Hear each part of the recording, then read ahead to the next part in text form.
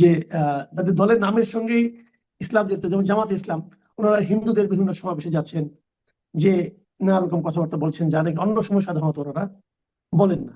আবার আওয়ামী লীগের ব্যাপারে সারা সময় পুরো বছর ধরে বিশুদ্ধার করার পরও এখন তাদের মধ্যে এক ধরনের কম্পিটিশন আমরা দেখতে পাচ্ছি, যে তারা আওয়ামী লীগের কত প্রিয় এবং তার প্রতিদ্বন্দ্বী দলের চেয়ে আওয়ামী লীগের প্রতি তাদের এই ভালোবাসাটা কত মৌলিক, এটা প্রমাণ করার জন্য এক ধরনের প্রচেষ্টা। আবার সর্বশেষ দেখলাম যে জামাতের নেতা, যিনি কারামুক্ত নেতা, সদ্য কারামুক্ত নেতা এটিএম আজহারুল ইসলাম, উনি বলতেছেন যে জামায়াতি নাকি স্বাধীনতা এবং মুক্তিযুদ্ধের সপক্ষে শক্তি। তো এই বিষয়গুলো আসলে মানে এর পেছনে কি মনস্তত্ত্ব কাজ করে বলে আপনার মনে হচ্ছে? ধন্যবাদ। বাংলাদেশের রাজনীতি বর্তমানে একটা মানে পলিটিক্যাল সার্কাসে পরিণত হয়ে গেছে, মানে বিনোদনের অন্যতম মাধ্যম হয়ে দাঁড়িয়েছে। তো আপনি যদি মানে খুব বোর্ড থাকেন, তাহলে ফেসবুক বা সোশ্যাল মিডিয়া খুলে যখনই পলিটিক্যাল নিউজ দেখতে শুরু করবেন, আজকাল দেখলে আপনার ভীষণভাবে আপনি এন্টারটেইনড হবেন। এন্টারটেইনড হওয়ার কারণ কি? মানে জামাত যখন বলে যে জামাতই হচ্ছে স্বাধীনতার পক্ষে শক্তি, তখন আসলে মানুষ কি ফিল করবে, এই ফিলিংটা আইডেন্টিফাই করাটাও একটা মানুষের জন্য জটিল হয়ে দাঁড়িয়েছে। আমি কি হাসবো, নাকি কাঁদবো, নাকি আমি আম, কি ধরনের ইমোশন আমি ইউজ করব, সেটাই আমি আসলে বুঝতে পারি না। খুবই দুঃখজনক। তো এখন রাজনীতিকে কেন্দ্র করে বা ইলেকশনকে কেন্দ্র করে বিশেষ করে তারা অনেক ধরনের নতুন নতুন স্ট্র্যাটেজি নিয়ে আসছে। এখন স্ট্র্যাটেজিগুলি কি? সবাই ভোট পেতে চায়, সবাই পাওয়ার লাভিং, সবারই পাওয়ার দরকার, ক্ষমতা দরকার, সবারই সংসদে যাওয়া দরকার।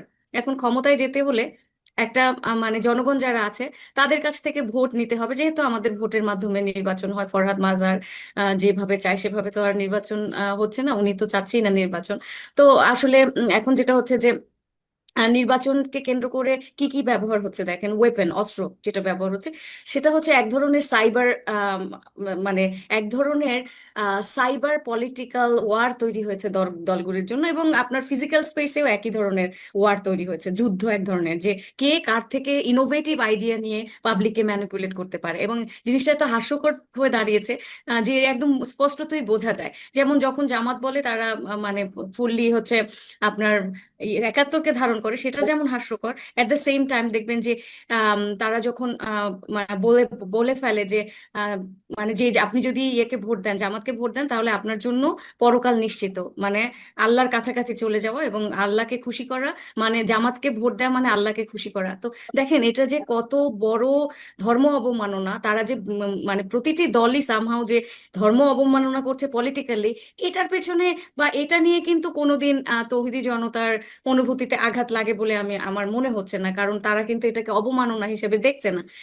যেমন ধরেন আমরা জানি, আমরা প্রি হিস্টোরিক যে রিলিজিয়নগুলি, যখন ধর্মের গোড়াপত্তন ঘটে বা মানুষের সমাজের ধারণা তৈরি হয়, তখন কিন্তু ধর্মকে ব্যবহার করা হয়েছিল পপুলেশনকে কন্ট্রোল করার জন্য। যে যে ব্যক্তি যে কিনা লিডার ছিল, যার হাতে লিডারশিপ ছিল, সে সবসময় বলতো যে গড আমাকে চুজ করেছে তোমাদেরকে রুল করার জন্য। এরপর দেখবেন আপনি Egyptian mythology, Greek mythology, Roman mythology, পৃথিবীর সব মিথোলজিক্যাল হিস্ট্রি বা মিথোলজিক্যাল পলিটিক্যাল সিস্টেমগুলি কিন্তু প্যান্থিস্টিক, যেখানে কিন্তু যে ফেরাউন যাদেরকে বলা হয় যে ডেনেস্টি, তারা কিন্তু গড হিসেবে আবির্ভাব হয়েছিল, যে তারা হচ্ছে পৃথিবীর আর্থের গড, আর উপরে একজন গড আছে। তো আমরা হচ্ছি মূলত গড। গড হলে কি হয়, যে আপনাকে মানে আপনাকে অ্যাবসোলিউট বিশ্বাসটা তারা দিবে, আপনার উপরে অ্যাবসোলিউট ফেইথ রাখবে, এবং আপনি যাই বলেন সেটা তারা শুনবে। তো এখন তো ওই গডের আইডিয়াটা নাই, আইডিয়াটা শিফট হয়ে কোথায় এসছে? আইডিয়াটা এখন এমন হয়েছে যে আমাকে চুজ করা হয়েছে তোমাদের, মানে আপনাদের। এখন আবার শাসন শব্দটা ব্যবহার করা হচ্ছে না। মোদি যেমন, মোদির পলিটিক্যাল ক্যাম্পেইন আপনার মনে আছে কিনা, মোদি কিন্তু সাধারণ মানুষকে বলেছে, যেহেতু ভারত একটা খুব ভীষণভাবে মানে সুপারস্টিশিয়াস একটা এখানে গড কেন্দ্রিক ফিলসফিটা এখনো হচ্ছে ধারণ করে, যার ফলে দেখবেন যে সে বলেছে যে আমি অবতার, আমাকে পাঠিয়েছে তোমাদেরকে আপনাদেরকে সেবা করার জন্য। এখন শব্দটা কিন্তু শিফট হয়ে সেবায় গিয়ে দাঁড়িয়েছে। তো এখন হচ্ছে বাংলাদেশেও ঠিক মোদির মতো একই রকমের পলিটিক্যাল ওয়েপন ব্যবহার হচ্ছে। সেটা কি? এবং সেটা হচ্ছে কি, ধর্মকে ব্যবহার করা। ধর্মকে ব্যবহার করে কি হচ্ছে, যে আপনি মানুষের মন জয় করার চেষ্টা করছেন, এবং আমি তো মন জয় বলবো না, এটা তো ক্ষমতায় যাওয়ার পলিটিক্যাল ম্যানিপুলেশন, এবং মানুষের মধ্যে এক ধরনের ম্যাস ডিলিউশন তৈরি করে দেওয়া, মানুষকে মানে লোভ দেখানো, যেমন ধরেন মানুষকে মরণোত্তর লোভ, যেটা যে তুমি আমাকে ভোট দিলে আল্লাহ আপনার উপরে সহায় হুম, হবে। হুম, এতে হয় কি জানেন, যে আমাদের দেশের অধিকাংশ মানুষ তো হাইলি এডুকেটেড না, শিক্ষা পরিমাণ খুব কম, এবং ক্রিটিক্যাল থিঙ্কিং এর পরিমাণও খুব কম। আমাদের তো লজিক্যাল মাইন্ড বা সাইন্টিফিক মাইন্ড তৈরি করতেই দেয়নি এদেশের শিক্ষা ব্যবস্থা বা এদেশের পলিটিক্যাল সিস্টেম। আমি বরাবরই বলে আসছি যে এদেশের পলিটিক্স মানুষকে কিভাবে বোকা বানিয়ে রাখছে, তো এটা বোকা বানানোর একটা ওয়েপন, এবং মানুষের ক্রিটিক্যাল সিস্টেমও মানে ক্রিটিক্যাল যে থিঙ্কিং ওটাও ডেভেলপ হবে না। তো এইভাবে তারা মানে ফুললি ম্যানিপুলেশনের মধ্যে দিয়ে গিয়ে মানুষকে একেবারেই মানে এমন একটা ডিলিউশনাল স্টেটে নিয়ে যাচ্ছে যে মানে জামাতকে ভোট ভোট দেয়া তার ইমানি দায়িত্ব, এবং সেই একই কাজ বিএনপি করছে। আপনি যে টুপি পরার কথা বলেছেন, সেই টুপি পরে বলছে যে আমরা ক্ষমতায় আসলে তারা কাদিয়ানীদেরকে কি করবে, ক্ষমতায় আসলে তারা মানে তারা হচ্ছে কনস্টিটিউশনের সর্বশক্তিমান আল্লাহর নামে শুরু করছি সেটা আবার দিবে। তো এইভাবে মানুষের মন জয় করার জন্য ধর্মকে খুব ব্যাডলি ব্যবহার করা হচ্ছে, এবং আমি তো বলবো এটা ভীষণভাবে ধর্ম অবমাননা। এখানে এআই ব্যবহার করা হচ্ছে, আপনি জানেন এআই দিয়ে বিভিন্ন ভিডিও তৈরি করা হচ্ছে ডিফেম করার জন্য, মানুষকে মানুষের নামে মানে খুব নেগেটিভ প্রোপাগান্ডা ছড়ানোর জন্য। তো ভয়ঙ্কর ভাবে প্রোপাগান্ডা এখানে মানে তৈরি হয়েছে, এবং প্রত্যেকটাই তারা সেলফ কন্ট্রাডিক্টরি। যেমন জামাত যখন স্বাধীনতাকে ব্যবহার করছে সেটাও যেমন সেলফ কন্ট্রাডিক্টরি, বিএনপি যখন ধর্মকে ব্যবহার করছে তখনও সেটা সেলফ কন্ট্রাডিক্টরি। কারণ আমরা গণতান্ত্রিক ব্যবস্থায় তো রিলিজিয়ান আর গণতন্ত্র এই দুটো একসাথে ওভাবে যায় না, তারা গণতন্ত্রকেও এই একইভাবে ব্যবহার করছে। যাই হোক, এটা নিয়ে আমরা বহু কিন্তু আমরা কথা ওইটাও বলা যায়। দেখছি। আমরা আরেকটা প্রসঙ্গে একটু আসি। এই ধর্মের এই যে বাড়াবাড়িটা অথবা ধর্ম নিয়ে যে একটা বাণিজ্য বলেন অথবা ধর্ম নিয়ে রাজনীতি বলেন, এর আরেকটা বোধহয় আমরা নমুনা গত কয়েকদিন ধরে দেখতে পেলাম। ওই যে বাউল আবুল সরকারকে নিয়ে, হ্যাঁ, তাকে তার একটা কথাকে নিয়ে নানা রকম আলোচনা হলো এবং তার সমর্থকদের পেটানো হলো এবং বাউল গান বন্ধ করে দিতে হবে এই ধরনের কথা বলা হচ্ছে। এবং এর মধ্যে কিন্তু এটার পক্ষে বিপক্ষে দ্বারা কিছু দাঁড়িয়ে গেছে এবং বাউলদের পক্ষে আপনার কেউ কেউ রাস্তায় দাঁড়িয়েছিল বলে তাদেরকে পেটানো হলো। এটা এটাও কিন্তু এখনো এই রেসটা কিন্তু এখনো রয়ে যাচ্ছে সমাজে আর কি। তবে এই ক্ষেত্রে অবশ্যই আমি পলিটিক্যাল পার্টিগুলিকেও দেখলাম ভূমিকা রাখতে। তো এটা নিয়ে আপনার মূল্যায়নটা কি নিশ্চয়ই আপনি খেয়াল করেছেন? জি, আমি খেয়াল করেছি ব্যাপারটা ভীষণ মানে দুঃখজনক। যেমন ধরেন একটা সমাজে ডাইভার্সিটি থাকবে, প্লুরালিস্টিক থটস থাকবে, যে আমাদের যে চিন্তা চেতনা, আমাদের যে হুম, আইডিওলজিক্যাল স্ট্যান্ড, সেগুলো কিন্তু বহুত্ববাদী হবে। ডাইভার্সিটি থাকবে, মানুষ যদি সব এক চিন্তার হয়, একই রকম হয়, তাহলে তো আমরা হচ্ছে এক হয়ে যাই, তাহলে তো আর আনন্দ থাকছে না, কি মানে ডাইভার্সিটি থাকছে না, সমাজের কোনো উন্নয়নই থাকছে না। মানুষের চিন্তা ভাবনা যখন বহুমাত্রিক হবে, শুধু তখনই কিন্তু একটা নেশনের উন্নতির পথে যাবে। তো আপনি দেখবেন যে যেগুলিকে আমরা উন্নত রাষ্ট্র বলি, সেই রাষ্ট্রগুলিতে বিভিন্ন ধর্মের বিভিন্ন চিন্তার মানুষ আছে, ধার্মিক, নিধার্মিক বা বিভিন্ন কমিউনিটির লোকজন মিলে একটা সোসাইটি তৈরি করা হয়েছে, এবং সেই সোসাইটি সাস্টেইন করছে, তারা খুব ওয়েল পারফর্মও করছে এই সোসাইটিতে, এবং তারা দিন দিন উন্নতি করছে। আর আমরা এমন একটা সোসাইটি তৈরি করতে চাচ্ছি যেখানে কিনা দিন দিন আমরা পেছনে যাচ্ছি, যেখানে আমরা দিন দিন অন্য বিপরীতমুখী যে মত, যে আপনার ভিন্ন মতকে দমন করে আমরা আগাচ্ছি। এটা এক ধরনের পাওয়ার প্র্যাকটিস।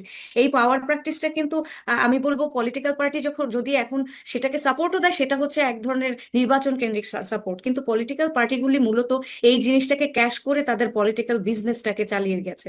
এবং তাদের জন্য এই জিনিসটা যদি খুব সিরিয়াস কোনো অফেন্স হতো, তাহলে কিন্তু এমন ঘটতো না। এখন এই যে ইন্টারিম গভর্নমেন্ট, যারা কিনা এক ধরনের মবকে বৈধতা দিয়েছে, একটা মবক্রেটিক গভর্নমেন্টে দাঁড়িয়েছে, যে দেশের এখন একমাত্র মানে আপনার প্রতিবাদের ভাষা হচ্ছে মব তৈরি করা। আপনি একটা জিনিস দেখেছেন খুব দুঃখজনক ভাবে, যে আমাদের এক ধরনের অদ্ভুত ভাবে ডিজিটাল মবক্রেসি তৈরি হয়েছে, যে আমরা ধরে ধরে যে কাউকে মব তৈরি করে তাকে অ্যাটাক করা হচ্ছে, মারা হচ্ছে। তো আবার এট দ্য সেম টাইম যে কাউকে ডিজিটাল মবরা কি করছে, আপনার সাইবার অ্যাটাক করছে, সাইবার বুলিং করছে। অকথ্য ভাষা হয়ে গেছে এদেশের মানুষের এখন পলিটিক্যাল ওয়েপন। ঢাকা বিশ্ববিদ্যালয়ের একজন শিক্ষক যখন বলে যে আপনি মানে জেন জির ভাষা হচ্ছে এটা, এটা গালি না, এটা খুব স্বাভাবিক, গালি হচ্ছে জেন জির ভাষা, তাহলে আপনি যদি এই জিনিসটাকে বৈধতা দেন এবং এই জিনিসটাকে রোম্যান্টিসাইজ করেন, হ্যাঁ, আম, তাহলে তো আর ওই দেশের উন্নতির কোনো রাস্তা নেই। তাহলে এইগুলি তৈরি করেছে বুদ্ধিভিত্তিক যে সমাজ আছে আর কি, আমাদের দেশের যে ইন্টেলেকচুয়ালস আছে, বুদ্ধিজীবী, শিক্ষক এবং রাজনীতিবিদরা মিলে এমন একটা জায়গা তৈরি করেছে যে যেখানে কিনা বাউলকে আপনার আপনার আক্রমণ করা হয়, কারণ তারা মাজারপন্থী। মাজারপন্থীকে আপনি গ্রহণ করতে পারবেন না। যারা কিনা কর্ম তেমন ভাবে করে না তাদেরকে আপনি তাদেরকে মারবেন। আপনি হচ্ছে ভিন্ন পোশাক যারা পরে তাদেরকে আপনি অ্যাটাক করবেন। এই যে ভিন্ন পোশাকের কারণে যে অ্যাটাক করে তাকে ফুলের মালা দিয়ে বরণ করা হয়, এটা তো পলিটিক্যালি স্টেজ, মানে পলিটিক্স এইটাকে আসলে সবসময়ই ধীরে ধীরে ধীরে ধীরে আপনার ফুড দিয়ে বড় করেছে। এখন এমন অবস্থা হয়েছে যে কেউই আসলে নিরাপদ না। কে কোত্থেকে কাকে আক্রমণ করবে এটা বোঝাই যায় না, যে কার বিরুদ্ধে কখন মব ফর্ম করে কার বিরুদ্ধে এই ধরনের এক ধরনের মেন্টালিটি, মব মেন্টালিটি তৈরি করে যে অ্যাটাক করবে। তো দেখেন সে বাউল মানুষ, তারা পালা গান গায়। এদেশের দীর্ঘ কাল ধরে এই ধরনের বাহাজ, এই ধরনের পালা গান এগুলি চলে আসছে। তারা বিভিন্ন মানে প্রশ্ন করার যে প্রবণতা, সেটা তো আমরা ছোটবেলা থেকে দেখছি। সেটা কবে অ্যাটাকের বিষয় হয়ে গেল সেটা তো আমরা জানতাম না। আমরা আগে দেখতাম যে মাজারপন্থীরা খুব নির্দ্বিধায় তারা তাদের ওরস করছে, বিভিন্ন ধরনের প্রোগ্রাম করছে। তো এগুলি খুব সাধারণ ব্যাপার। তারা তো বাউলরা দেখবেন, বাউলরা কিন্তু অ্যাটাকিং না। তার ওয়াইফ বলেছে যে আমরা মায়ের খাইতে জানি কিন্তু মায়ের দিতে জানি না। তো জিনিসটা অত্যন্ত দুঃখজনক। আমি রিকোয়েস্ট করব বাংলাদেশের মানুষের প্রতি, চিন্তা কখনো এক ধরনের হয় না, ধর্ম একটা হয় না। মানুষের বিভিন্ন ধরনের চিন্তা, এক একজন এক এক ধরনের আইডিওলজিকে ধারণ করে। এই জিনিসটাকে আমাদের অবশ্যই গ্রহণ করতে হবে। এর এর আর কোনো উপায় নেই। জি, আমি শেষ প্রসঙ্গটা করতে চাচ্ছি, কারণ যদিও একটা পুরোনো ঘটনা, কিন্তু এটা নিয়ে আমি দেখেছি আপনি একটা ফেসবুকে একটা স্ট্যাটাস দিয়েছিলেন। সেটা হলো যে আমাদের এখানে নতুন একটা আমরা ঘটনা দেখেছি যে নতুন যে পার্টিটা আছে, এনসিপি। এনসিপি তারা একজন রিক্সা চালককে একটা জায়গায়, মানে ঢাকার একটা আসনে মনোনয়ন দিয়েছে। এটা নিয়ে আপনার একটা মূল্যায়ন ছিল আর কি। এটা আমাদেরকে একটু বলবেন, এতে এটাকে কি আচ্ছা, মত আসলে? ওয়েল আমি আম, কোনো প্রফেশনকে ছোট করে দেখি না। আমি খুব রেসপেক্ট করি যে কোনো প্রফেশনকে। কারণ হুম, আমি যেহেতু দীর্ঘকাল বিদেশে থেকেছি, আমি যখন স্টুডেন্ট ছিলাম তখন কিন্তু আমি মানে রেস্টুরেন্টেও জব করেছি, সুতরাং আমার জন্য কোনো জব ছোট না। এটা আমি ডিসক্লাইমার দিয়ে দিচ্ছি। কিন্তু আপনার স্টেট মেকানিজমকে যারা রিপ্রেজেন্ট করবে, যারা সংসদে যাবে, তাদের জন্য বোঝাপড়ার কিছু বিষয়বস্তু আছে। সে কি সংসদের মানে নিয়ম কানুন কতখানি পড়েছে, সে বুঝেছে কিনা, মানে আমাদেরকে যারা রিপ্রেজেন্ট করবে, একটা দেশকে রিপ্রেজেন্ট করবে না, তার যদি আমি একাডেমিক এডুকেশনের কথা বাদই দিলাম। একাডেমিক এডুকেশন তো আরজ আলী মাতুব্বরেরও তেমন ছিল না, কিন্তু তিনি কিন্তু অত্যন্ত মেধাবী একটা মানুষ ছিলেন, তিনি বই লিখেছেন। তো এখন মানে আমি ওই যে প্লেটোর ডেমোক্রেসি নিয়ে যে তিনি ভয় করেছেন, ওই জিনিসটাকে আমি ভীষণভাবে মানে পছন্দ করি। কারণ কি, ডেমোক্রেসিকে একটা নির্ভুল ব্যবস্থা হিসেবে দেখলে চলবে না। ডেমোক্রেসি ওয়ার্ক করে ওইসব রাষ্ট্রে যারা কিনা ক্রিটিক্যালি চিন্তা করতে পারে। যে সমস্ত দেশ হচ্ছে সায়েন্টিফিক ডেভেলপমেন্ট খুব বেশি হয়েছে, যেসব দেশে দেখবেন ওনারা হচ্ছে কিভাবে ডেমোক্রেসিকে ইউজ করতে হয় এটা বোঝে। কিন্তু বাংলাদেশে হচ্ছে কি, ডেমোক্রেসি বলতে বোঝে যে সবাইকে ক্ষমতা দিয়ে দেওয়া। এখন আমি একজন রিক্সাওয়ালাকে মানে রিক্সাওয়ালাকে দিয়ে আমি বলছি যে ডেমোক্রেসিতে সবার রেপ্রেজেন্টেশন দরকার।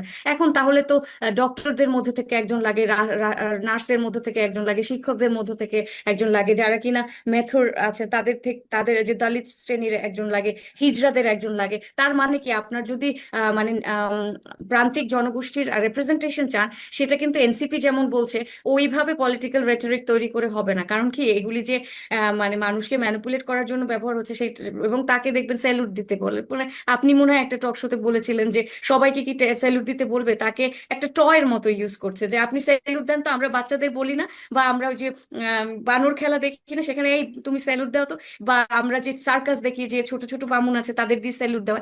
It's something, it's become a joke. মানে politics is not joke. Bangladesh already is in huge crisis. আমরা একটা ক্রাইসিস মোমেন্টে যাচ্ছি। আমাদের পলিটিক্যাল ক্রাইসিস এত বেশি, এখানে জোক নেওয়ার আর কোনো সুযোগ নাই। আমরা আরো এমন একটা সরকার তৈরি করতে চাই যে কিনা এমন হবে যে আমাদের দেশের জেনুইনলি উন্নয়ন হবে, মানে মুখে মুখের উন্নয়ন না।